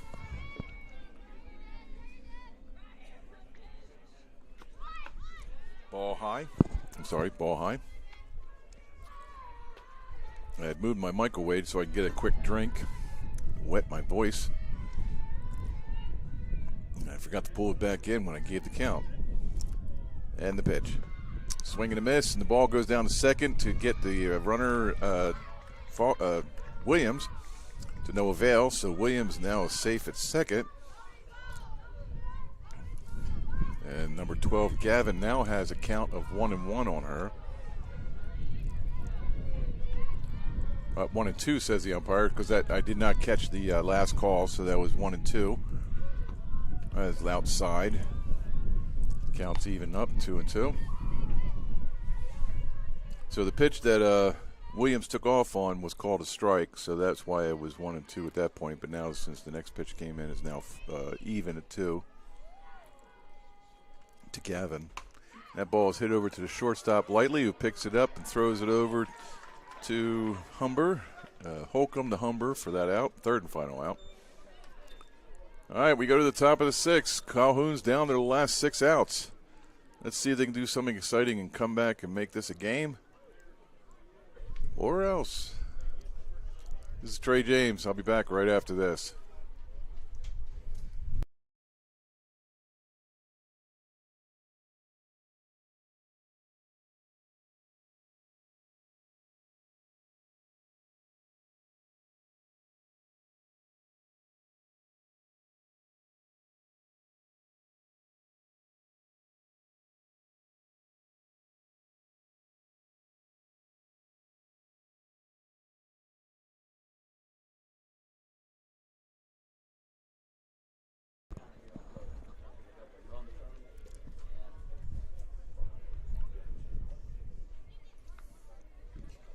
AJ, what's your last name? Doherty. Doherty. Yep. We got AJ Doherty next to me. He is the athletic director here, also chair of the tournament. He's making sure everything is running correctly, doing a fine job. He should be paid double for what he's getting paid right now. I don't know, you getting paid anything? Say that again. So are you getting paid anything? Zero. So he should get paid triple. I would definitely put in a request for him getting paid triple. Lots of zeros, just no ones in front of it. All right, we got a. Let's see. We have Gavin was the last player to make the out, so that should be Turner, number 6. No, wait a minute. I've got the wrong team. That's why. Buh. So number 6, that was Campbell. Number 6, Corey Campbell, the right fielder, grounds out for the first inning.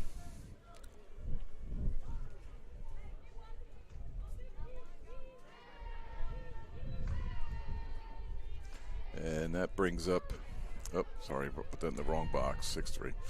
All right, that brings up Hall, Kira Hall,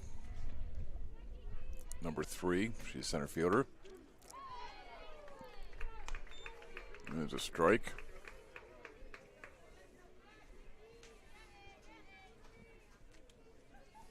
But I think we should have a petition signed by everybody here that AJ should get 5 times the amount he's paid right now, because he deserves it. That's fouled away for for strike 2. I mean, literally, he has 2 jobs here.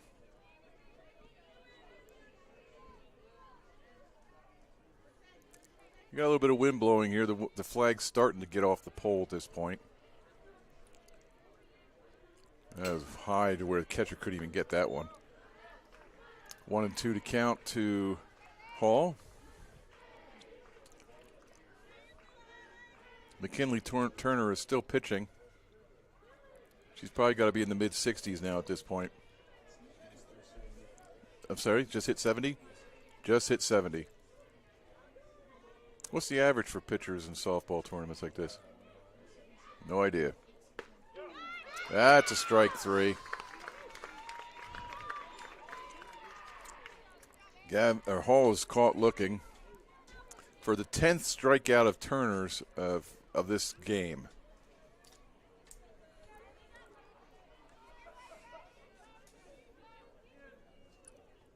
So the 29 batters that come to the plate so far, or 28 batters that come to the plate so far, 10 of them have been turned away by strikeouts. That ball is bunted down unsuccessfully down the third base side. I'll get it right. I'll probably get it right when I'm home in bed sleeping. That's when all my stuff usually happens, right about 3 in the morning. I'll be like going, that's it. But now we have number 26, Kenley Holcomb at the plate, second baseman for the Lady Warhawks. Ball 1. Counts even 1-1.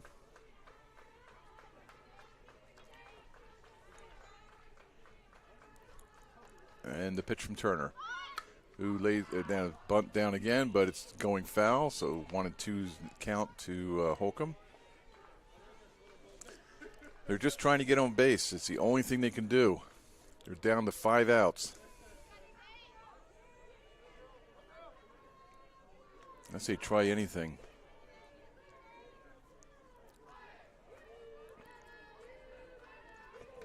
One and 2 to count to Holcomb. And the pitch from Turner. High and inside for ball 2.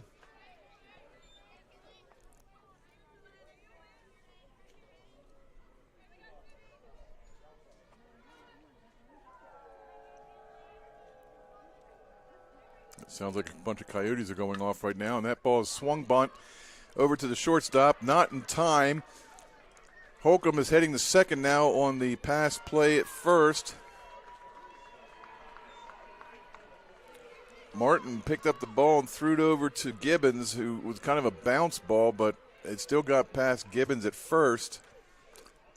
So right now we still have we have 2 outs here, but runner at second in Holcomb on the pass throw at first. So we now have Abigail Tucker coming to the plate. First pitch is a strike. So 2 down, 1 on. And Calhoun's down by 4 here in the top of the 6th. 4 more outs.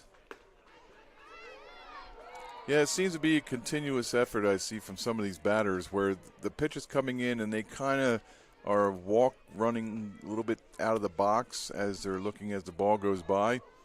I don't know if it's supposed to throw the umpire off. It doesn't seem to be working on that case because that's a strike right there.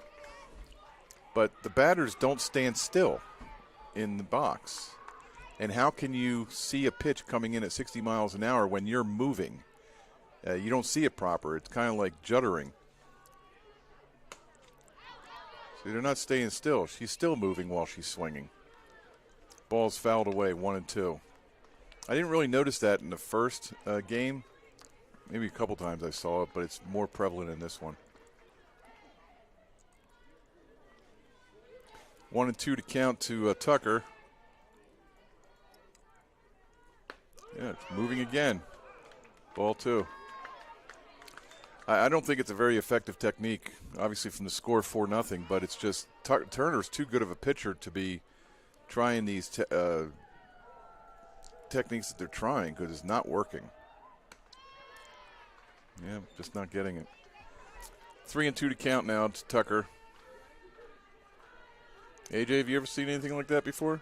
Is that common? Yeah. Wow.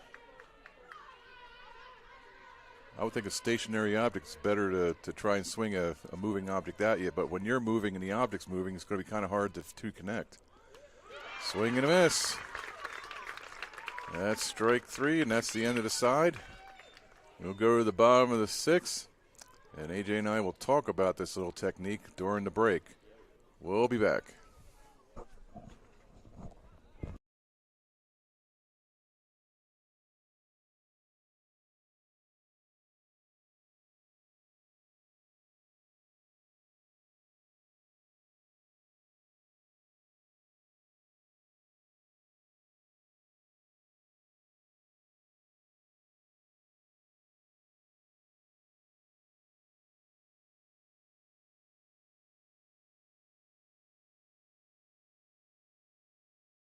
Slapped. Yep, they're called slappers. Okay. All right, seeing that we got some information now on the backstory on what's called slapping. Usually it's the left-handed batters that are doing this, and it's kind of similar to what drag bunting was, or still is. I mean, usually the left-handed person would bunt, but he would already be leaning up the first base side, and shortstops and second basemen, usually the people are really fast in the game. They would stick their bat out as far as they can while they're moving up the line and bunt the ball down to the left side to third base. Now, what AJ was telling me is that these slappers, is what they're calling them, are trying to slap the ball as they're swinging the bat rather than a stationary bat like in for bunting. So these slappers are trying to, and normally left-handed batters, first pitch, and that is, I guess that's a foul, so for a strike. So that is what they're trying to do, is they're walking and swinging the bat at the same time, and it's a technique called slapping. Now, some people might be able to do it, but for I just saw number 8 for the McKinley Turner, the pitcher for that. She just tried doing it. But yeah, I just from the entire time I've seen him doing it today, I have never seen it really be effective. I don't know if it's just happened to be today the issue, but 1-2 to count now to Turner. But I just saw Turner do it earlier in her at bat, and she is a left-handed batter. So that's 2-2. But yeah, as AJ was so eloquently telling me that it's sort of like drag bunting, but they're swinging the bat rather than holding it out stationary. That ball is where she didn't try slapping it. She belted it right into center field over the second baseman's head. So Turner is on first, no outs. But yeah, I just can't see when the pitcher is moving and throwing the ball and the batter is moving and swinging the bat. You're making it very difficult because your eye line is moving. So you're trying to see a moving object that's coming in about 60 miles an hour, and you're trying to hit it with the bat while you're moving. Very difficult. Score is a ball to Martin, who's now at the plate. So number 7, Morgan Martin, shortstop, hits it over to the right side, and I don't know. That's going to be gone. That is a home run. So Martin hits her second home run of the game, and Turner scores ahead of her. So now the score is 6-0, and if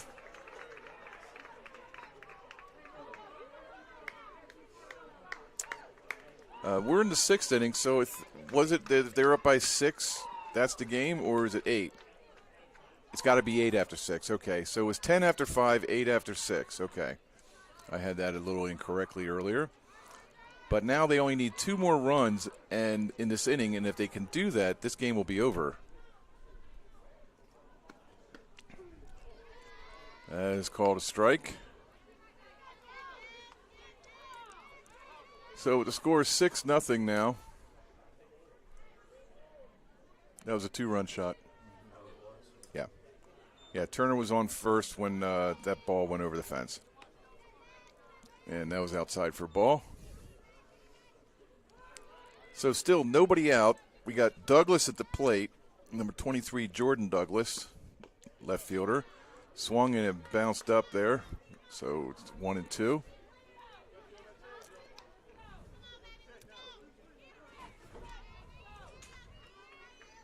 One and 2 to count, Douglas. It's always good when the umpire and I are on sync. That's just outside for ball. 2-2 to count. And the chants of wah, wah, wah, wah, wah. It just sounds better coming from them. As fouled away, count remains 2-2. Of course, if I put a little bit more emphasis into it, it raised my register by about 2 octaves. And that probably would make it sound a little better, but I would probably make it sound more like a flat tire as it went down the road. Wah, wah, wah, wah. That ball is popped up sky high, but out of bounds. Whoa, did she just catch that? Oh, my gosh. Was that the third baseman? Okay, so Juliana Lavorne, who I swear this ball was going out of the playing field area behind the fence. Lavorne reaches over the fence, grabs the ball, and gets the out. Oh, I'm sorry, that wasn't Laverne. That was Macy Hancock. My apologies. Laverne plays for the Bisons. No, for the Calhoun third baseman, Macy Hancock reached over the fence, the third base side fence, and snagged the ball. She is not giving up. She's saying this game is not over. So that would be a 5 unassisted on Douglas. And Lavorne is back at the plate, and she belts it to left. Does that look like it's caught? Yes, it is. So Abigail Tucker takes that one as a 7 unassisted, and that'll bring up Gibbons, number 9, Tania Gibbons, to the plate with 2 outs.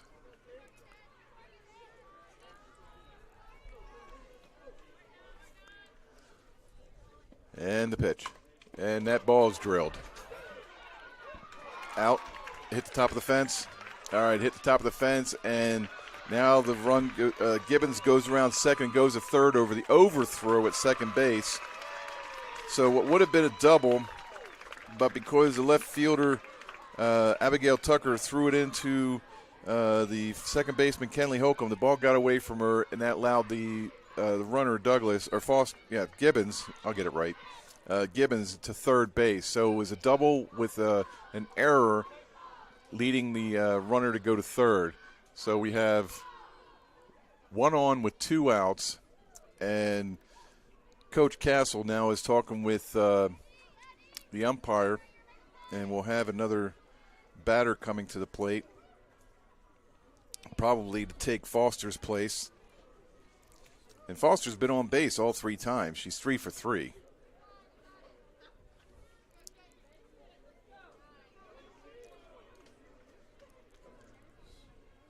So is it 26 or 16? Tell in a second. 26. Okay, so we got number 26 is Caitlin Howard coming in for Foster. And I have yet to call her name today, so she is the one that is outside for ball 1. So with Gibbons at third, Howard takes the plate for the first time in the game.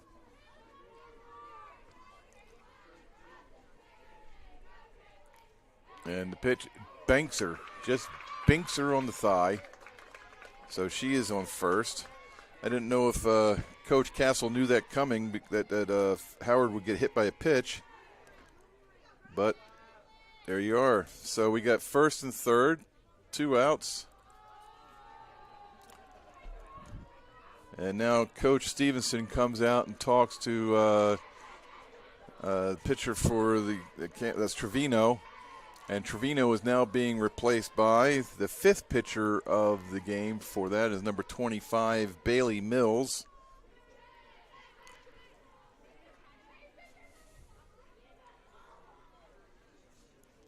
Yeah, 25, Bailey Mills.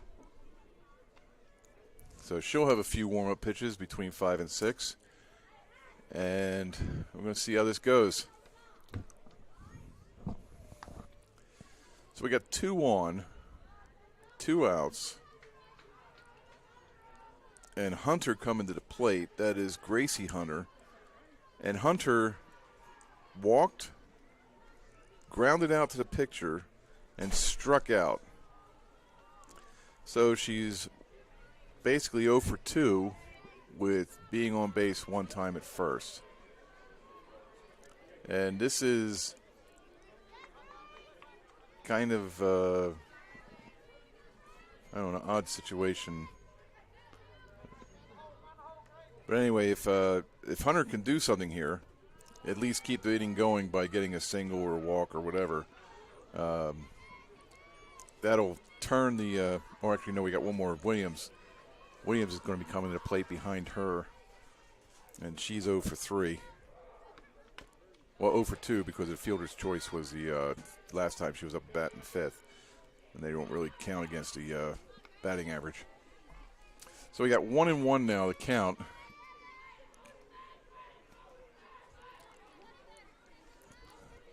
Hunter's 1-1 with 2 outs. The pitch. There's a ball.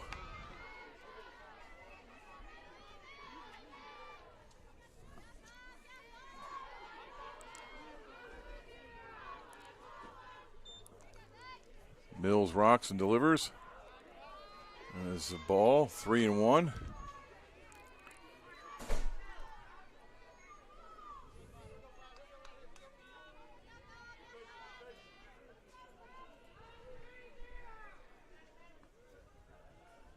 And the pitch to Hunter. And she swung bunt, kind of like not on purpose, but that's it. She bounced it back to Mills at the mound. She throws it over to Macy Humbert for the 3rd and final out of the inning. So, but the damage is done. A 2-run home run was shot by Morgan Martin, to add 2 more runs to the score. So it's now 6-0. Bison's leading the Lady Warhawks. And we are going to the top of the 7th. And it's the final 3 outs. If the Calhoun cannot score 6 runs, this game will be over. This is Trey James for JockJive. We'll be back right after this.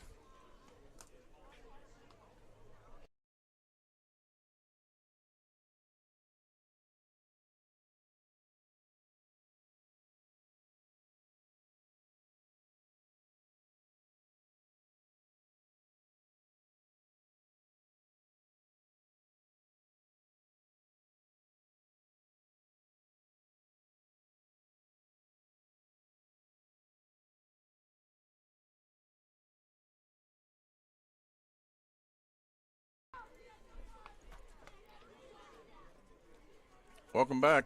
We're here at Veterans Park of the Alabama County Community College. There we go. Alabama Community College Conference Softball Tournament. Sometimes, like I said, that Durr generation just keeps eking out of me. Older. But the Bisons just finished adding 2 more runs to the score, 6-0 over the Calhoun Lady Warhawks, and they are down to their last 3 outs. And we have Tucker, number 23 at the plate. I'm sorry, it's number 28. Hancock's at the plate. Sorry about that. She pops up for the first out. So 1 pitch, 1 out.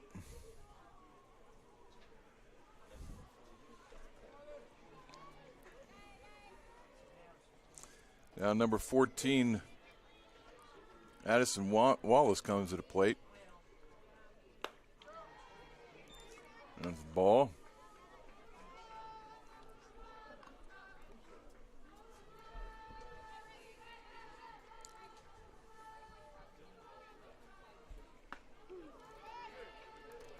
Strike, says the umpire.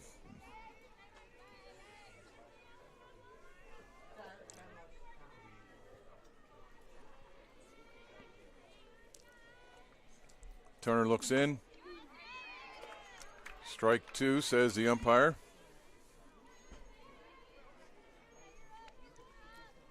So with 1 out, count 1 and 2 to Wallace.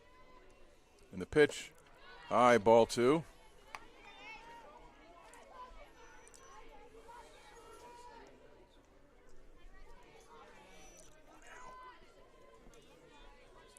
Turner looks in, delivers a 2-2 pitch. That is fouled off. The catcher could not retain possession of it, so it still remains 2-2.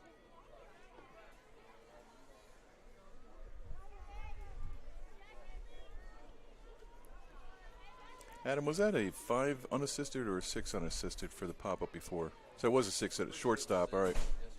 All right. Yeah. I was making sure. Full count. Full count to Wallace. Yeah, the 2 players kind of conjoined in on each other, and I didn't know who came up with it, so I just took a guess and say it was a shortstop. That ball has popped up, and it's going to hit us again. Nope, right in front of us. We've had a lot of foul balls the first game. Oh, my God. They had one game still left a mark on the glass. You could see the laces on the ball on the window. That was quite a little moment. But we've been getting hit by foul balls all game. Up. Wallace is hit by pitch. So Addison walks down. She looked like she was in a bit of pain there. Well, when a pitcher is throwing the ball 60, 65 miles an hour and it hits you in the arm, it's going to hurt a little bit. So with 1 out and Wallace at first, we have the catcher, number 31, Tessa Jacobs, coming to the plate. The umpire is asking everybody to get back to their position because they're not the ones that need the break. It was actually Wallace that needs the break. But I think they were kind of talking about, don't worry, shake it off. Concentrate on the batter that's coming to the plate right now. And that is number 31, the catcher, Tessa Jacobs. Tessa caught both games so far. She's been behind the plate the entire time. Oh, actually, no, that's number 13 at the plate now. E.J. Cornelius. So it seems that E.J. Cornelius is batting for Jacobs. So I didn't see that change happening. But it's a palindrome of Jacobs. Jacobs is number 31, and Cornelius is 13. So 13 takes 31's place.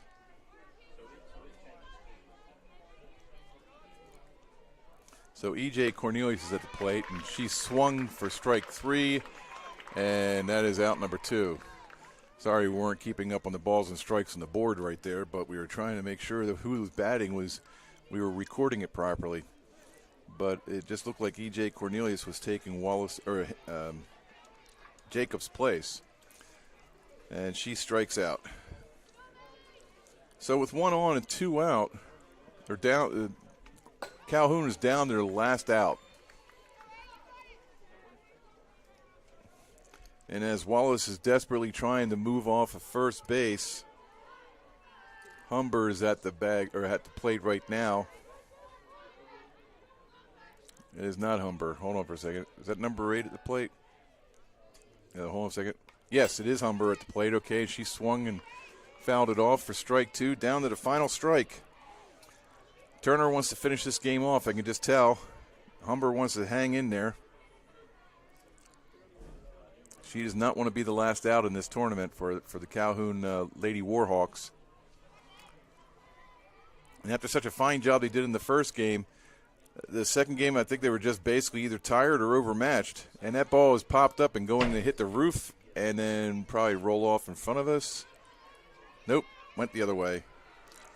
So still strike 2, 0-2 to count to Humber. But nobody ever wants to be the last out in a game in a tournament where their team is no longer going to go forward. The most unenviable position to be in is the batter with 2 outs. And that ball is fouled back, hits the top of the backstop, back into the field of play, but still strike 2.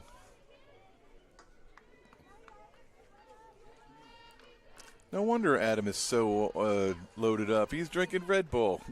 Oh, wait a minute. Now it's just Powerade.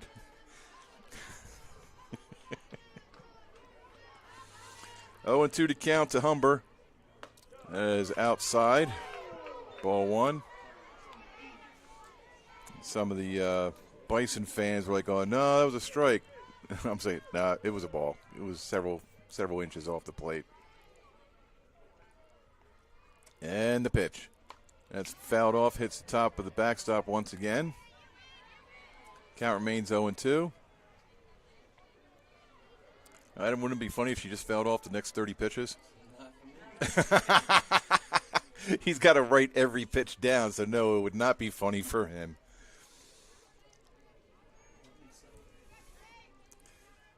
All right, Turner drops the rosin bag and heads back to the rubber and looks the deal. And she pops it up and is caught by the second baseman. That is Gracie Hunter, catches the last out of the game. And that secures the win for the Bisons over the Lady Warhawks, 6-0. That is the final score. Calhoun did its best, but I think they were just overmatched by the higher-ranked Bisons.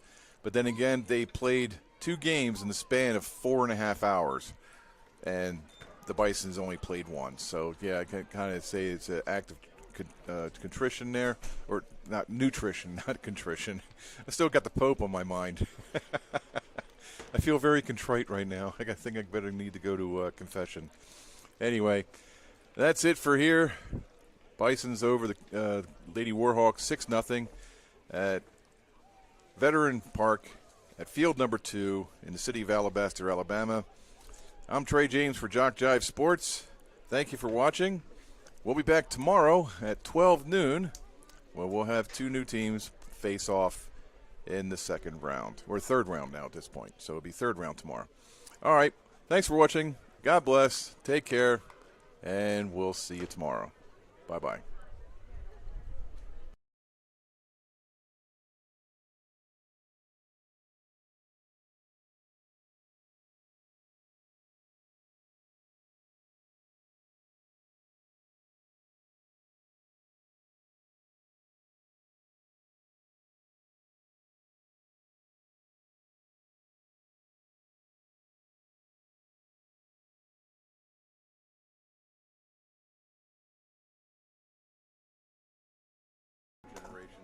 I kept telling my mom that, because, Mom, you're just part of the Durr generation. Don't worry about it. She goes, who's the Durr generation? She goes, you're older.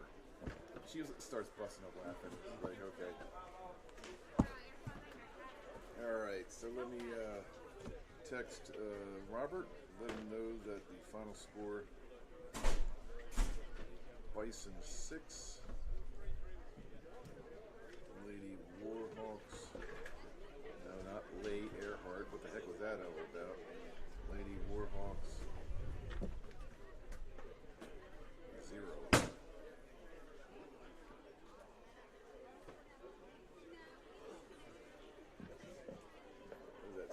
Union, so SU Bisons. I better do it that way, otherwise it gets mad.